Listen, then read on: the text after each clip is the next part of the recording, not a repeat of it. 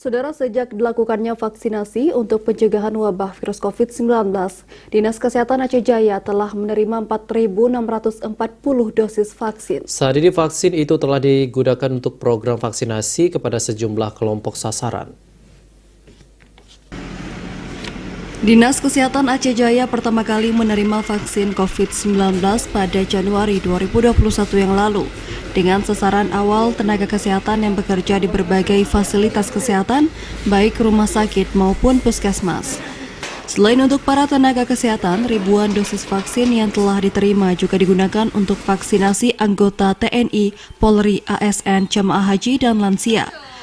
Harapannya dengan adanya penyuntikan vaksin COVID-19, para masyarakat yang menjadi sasaran vaksinasi bisa turut mencegah penyebaran wabah COVID-19.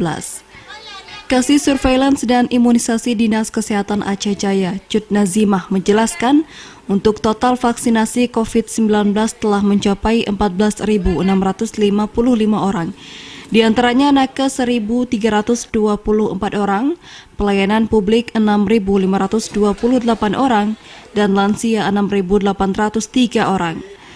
Lebih lanjut, ia menjelaskan dari jumlah 4.640 dosis vaksin yang telah diterima Aceh Jaya, saat ini baru terpakai 3.500 dosis vaksin, sehingga masih tersisa 1.140 dosis.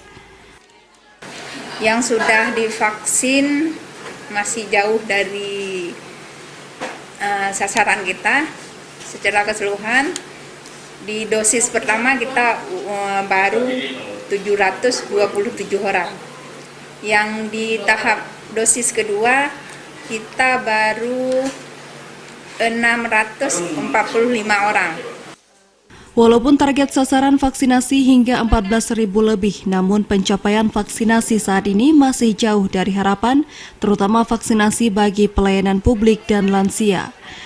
Dari Aceh Jaya, Musliadi, TVRI Aceh melaporkan.